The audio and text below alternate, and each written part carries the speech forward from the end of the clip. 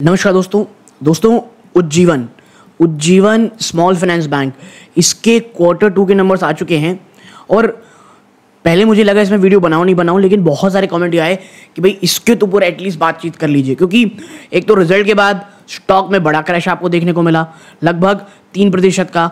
और बात सिर्फ इस 3% की गिरावट की नहीं है, बात यह है कि गिरावट रुकने का नाम ही नहीं ले रही है। इसके साथ ही साथ जो सबसे बड़ा कंसर्न हर एक के मन में है, क्योंकि आपको पता होगा जो बड़े बैंक्स आए वहां पर एनपीए बहुत बड़े रहे, तो क्या उज्जीवन ने इस बार एनपीए को किस प्रकार संभाल के रखा है और क्या आने वाले समय में भी ये जो गिरावट है या जारी रहेगी। तो इन तमाम चीज़ों में चर्चा करेंगे। तुरंत से प्लीज़ इस वीडियो को लाइक कर दें ताकि वो निवेशक जो Q2 के नंबर देखना चाहते हैं उनको ये वीडियो रेकमेंड हो उज्जीवन के लिए। आप चलते हैं नंबर्स की तरफ। देखिए जो नंबर्स आपको यहाँ दिख रहे हैं ये लैक्स में है, ठीक है, तो थोड़ा सा हमको यहाँ पे ध्यान देना पड़ेगा। सबसे पहले बात कर लेंगे हम लोग किस चीज़ की, इंटरेस्ट की। भाई साहब इसने इंटरेस्ट कितना कमाया है। इंटरेस्ट अर्न लाख में 2 पॉइंट इधर कर लीजिए, 1612 करोड़ रुपीज़। एक साल पहले कितना कमाया था, 1391 करोड़ रुपीज़। पिछले क्वार्टर में 1577 करोड़ रुपीज़। याद रखिएगा ये स्मॉल फाइनेंस बैंक है और ये बैंकिंग सेक्टर को हमको क्वार्टर बेसिस पे देखना है, ठीक है। अब ये तो टोटल इंटरेस्ट हो गया। इंटरेस्ट डिस्काउंट एडवांसेस बिल में कितना है, 1405 करोड़ रुपीज़। एक साल पहले 1210 करोड़ रुपीज़। पिछले क्वार्टर में 1378 करोड़ रुपीज़। अब इनकम ऑन इन्वेस्टमेंट्स में क्या होगा, 201 करोड़ रुपए। पिछले क्वार्टर में पिछले साल कितना था, 175 करोड़। पिछले क्वार्टर में 194 करोड़। अब interest on balances with RBI कितना है, 2.5 करोड़ रुपए से थोड़ा ज़्यादा। पिछले क्वार्टर में 1.35 करोड़ रुपीज़ और एक साल पहले 1.61 करोड़ रुपीज़ है। अदर्स आप देख लोगे 3.79 करोड़ रुपीज़। पिछले क्वार्टर में 2.89 ऑलमोस्ट 3 करोड़ और एक साल पहले 4.32। तो यहाँ पे भी थोड़ी बहुत गिरावट हुई है ईयर ऑन ईयर बेसिस पे। अब अदर इनकम को जोड़ लें, लगभग 207 करोड़ रुपए की रही है, जो एक साल पहले 188 करोड़ थी और पिछले क्वार्टर में 187 करोड़। इन सबको आप जोड़ोगे तो टोटल इनकम आपकी निकल के आएगी 1820 करोड़ रुपीज़, जो पिछले क्वार्टर में 1774 करोड़ रुपीज़ थी। 0.27 में कह सकते हैं, एक साल पहले 1579.78 करोड़। तो एक बात समझ लीजिए, इनकम में बढ़ोतरी हुई है। और मैं बता दूं आपको, जिस प्रकार के इश्यूज चल रहे हैं उसके सामने भले ये बहुत आपको छोटा दिख रहा होगा, ये तो बिल्कुल ही बढ़ोतरी नहीं, लेकिन मुझे पर्सनली लगता है इनकम के रूप में ये एक अच्छी जंप है। और ईयर ऑन ईयर तो ये है ही बहुत शानदार जंप। अब ये चीज़ें हो गई भाई साहब, लेकिन आपने इस इंटरेस्ट को कमाने के लिए खर्चा कितना किया इंटरेस्ट, उसमें मैं बता दूं आपको, बिना देखे बता रहा हूं, बहुत बड़ा जंप होगा।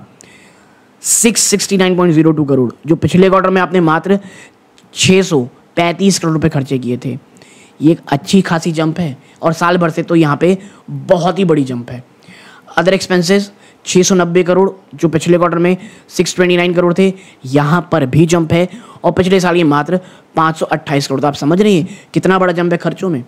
एम्प्लॉय कॉस्ट 368.44 करोड़, पिछले क्वार्टर में ये 273 करोड़ थी और पिछले साल में ये 273 करोड़ थी, यानी एम्प्लॉय कॉस्ट में ज़बरदस्त जंप है। और आपकी ऑपरेटिंग एक्सपेंसेस में 288 करोड़ से बढ़ करके 321 करोड़ हो गया है, यानी कि आपका टोटल एक्सपेंडिचर कितना रहा है, 1359.24 करोड़, ठीक है। ये पिछले क्वार्टर में कितना था टोटल एक्सपेंडिचर, 1264 करोड़ रुपीज़ का था और एक साल पहले 1096 करोड़। अब भाई साहब टोटल ऑपरेटिंग प्रॉफिट आपका कितना आ रहा है प्रोविजन कंटिंजेंसी के पहले, वो आ रहा है 460 करोड़ रुपए।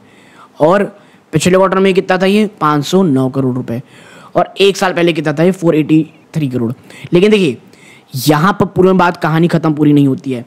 स्मॉल फाइनेंस बैंक सब जगह प्रोविजंस लगातार बढ़ रहे हैं, तो यहाँ प्रोविजन कितना किया गया है, देखिए provision other than taxes 150 crore का, जो एक पिछले क्वार्टर में ये 109 करोड़ था और पिछले साल ये मात्र 46 करोड़ था, यानी लगभग 3 गुना से भी ज़्यादा आपका किया गया है साल दर साल में। और क्वार्टर ऑन क्वार्टर में तो ये 50% के आसपास का है, मोर देन 45% ये तो दिख ही रहा है। और यही कारण है कि आपका जो प्रॉफिट आया उसके बाद 310 करोड़ रुपए का रहा है। एक साल पहले कितना था, 436 करोड़, बहुत भयंकर गिरावट। पिछले साल क्वार्टर में 399.367, ऑलमोस्ट 400 करोड़ का था। तो ये कितनी भयंकर गिरावट है। आपका एक्सपेंसेस के बाद नेट प्रॉफिट कितना निकल के आता है, 233 करोड़ रुपए का। पिछले क्वार्टर में कितना था, 301 करोड़ रुपए। पिछले साल कितना था, 327.74 करोड़। ठीक है, ये इस प्रकार है। और अब आप देखेंगे कि आपका net profit for the period कितना आया है, तो 233.03 करोड़। मैं लेकिन आपको एक बात बताता हूँ, मुझे यहाँ तक नंबर ना कोई बहुत ज़्यादा ख़राब नहीं लगे। मैं बता रहा हूँ आपको क्यों बोल रहा हूँ।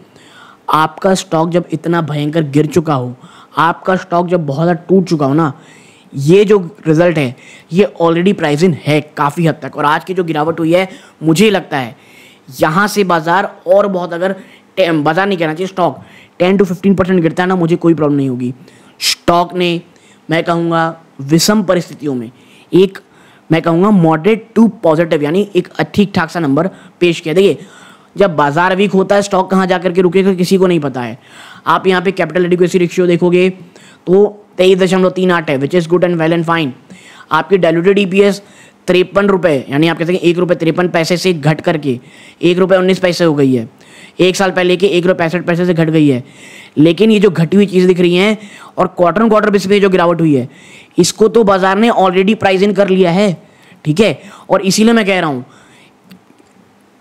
ये जो नंबर है भले ही बहुत अच्छे नहीं, लेकिन एकदम से क्रैश वाले नंबर नहीं है। एनपीए देखते हैं माफ कीजिएगा, आपका ग्रॉस एनपीए 2.52 से एग्जैक्टली अभी भी 2.52 है, और आपने कंटेंजेंसीज को और ज़्यादा बढ़ा दिया, ये याद रखिएगा।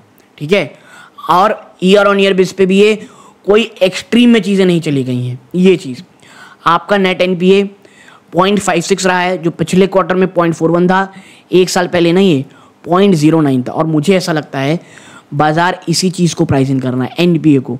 लेकिन जैसा मैं कहता हूँ क्वार्टर ऑन क्वार्टर पे देखना है अपने को रिजल्ट को। तो हम अपनी जो कह सकते हैं, जो हम कंपेयर करते हैं उसको सुविधानुसार पलट नहीं सकते। और मैं बता दूं आपको, ये चीज़ भले ही प्रॉब्लमेटिक है, लेकिन जब आपके जो इतने एचडीएफसी और कोटक जैसे बैंक आपको एनपीए बढ़ते हुए दिखाई दे रहे हो ना, क्वार्टर क्वार्टर भी अच्छे खासे, ये मुझे ख़राब नहीं लगते। मैं आपको पर्सनली बता रहा हूँ। हाँ, कंटेंजेंसी और लाइबिलिटी कंपनी ने बढ़ाई हुई है, प्रोविजन जो कहना चाहिए, मेनली प्रोविजन बढ़ाए हैं, ये है कंसर्न। लेकिन मुझे लगता है ऑलरेडी चीज़ें प्राइस इन हैं। मेरे को ये देखना आने वाले समय में, जब इसका कंप्लीट एनालिसिस करेंगे, मैनेजमेंट क्या कह रही है, और जो इनका जो आप कह सकते हैं जो प्रेस कॉन्फ्रेंस कॉल होती है उसमें क्या चीज़ें आती हैं। वरना प्राइमा फेसिया मुझे ये नंबर कोई बहुत ख़राब नहीं लग रहे हैं, टू बी फ्रैंक। अगर इसमें हम बात करें इस चीज़ों की, आपकी ट्रेजरी क्या रही है, 177.77 करोड़, जो बढ़ करके 211 करोड़ हो गई है। ओके, और इसके साथ ही साथ अगर मैं चर्चा करूं कि भाई साहब आपने रिटेल बैंकिंग क्या की है, 1370 करोड़, जो बढ़ करके ये भी हो गई, यानी, और होलसेल बैंकिंग 31 करोड़ से बढ़ कर 47। देखिए, होलसेल बैंकिंग में बड़ा ज़बरदस्त बढ़ोतरी है, quarter year on year, quarter on quarter में यहाँ बढ़ोतरी है। बल्कि रिटेल बैंकिंग में क्वार्टर ऑन क्वार्टर कोई बहुत बड़ी जंपर नहीं दिखेगी। और इसीलिए मैं कह रहा हूँ यहाँ पे चीज़ें। अब सेगमेंट रिजल्ट क्या है, ट्रेजरी में जहाँ आपको लगभग 20 करोड़ कमाई थी आपने, वहाँ पे इस बार 14.5 करोड़ के आसपास है। यानी ट्रेजरी में क्वार्टर ऑन क्वार्टर में 13.82 करोड़ से यहाँ पे माफ़ कीजिएगा बढ़ोतरी हुई है। लेकिन आपने ईयर ऑन ईयर बेस पे यहाँ पे बढ़ोतरी हुई है ट्रेजरी में, आपने कमाई उसमें बहुत कम कर ली है। ठीक है, तो आपके नेट प्रॉफिट को यहाँ बड़ा झटका लगा है ट्रेजरी से। रिटेल बैंकिंग में आपने 417 करोड़ रुपए कमाए थे, इस बार आपने मात्र 295 करोड़ कमाए हैं। यानी कि आपने पैसे तो बहुत बढ़ाए क्वार्टर ऑन क्वार्टर, यहाँ पे बड़ा झटका लग गया। ठीक है, और क्वार्टर ऑन क्वार्टर बेसिस में आपकी बढ़ोतरी हुई है रिटेल बैंकिंग में रेवेन्यू में, लेकिन यहाँ पे आपने पैसे बहुत कम कमाए हैं। होलसेल बैंकिंग में आपने मात्र 9.65 करोड़ कमाए थे, जो बढ़कर के 15 करोड़ कमाई हो गई। यानी रिटेल ने ना बहुत बुरी कदर नेट प्रॉफिट में परेशान किया, ये साफ दिख रहा है। अनएलोकेटेड तो बात ही खैर दूसरी है। तो ये इस प्रकार की चीज़ें हैं। तो यदि आपको लग रहा है कि ये नंबर कैसे हैं, तो मैं आपको अपनी राय बता दूं, नंबर बहुत ज़्यादा मैं कहूँगा अच्छे नहीं हैं, बहुत ज़्यादा इजी प्राइसिंग है। और जो इश्यूज़ हर कोई कह रहा है, हर कोई बात कह रहा है कि हाँ प्रॉब्लम है सेक्टर में, फाइनेंशियल सेक्टर में, तो वो नंबर्स में साफ झलक रही है। लेकिन मुझे ऐसा लगता है ये जो नंबर पेश किए हैं ये उतने ज़्यादा भयावह नहीं है जिस प्रकार की गिरावट उज्जीवन ने दिखाई है। और एक अंडर वैल्यूड स्टॉक है बाजार में। जब भी आप कह सकते हैं एक मोमेंटम पॉजिटिव होगा, उज्जीवन स्मॉल फाइनेंस बैंक मुझे ये लगता है यहाँ से एक बढ़ोतरी ज़रूर दिखाएगा, और स्पेशली मार्च तक ये मुझे लगता है यहाँ से स्टॉक को यहाँ से एक अच्छा परफॉर्मेंस ज़रूर करना चाहिए। तो एक छोटी सी एनालिसिस आप लोगों को शेयर करनी थी। आपकी क्या राय है कमेंट बॉक्स में ज़रूर बताइएगा। ये इस वीडियो का अंत है। जय हिंद।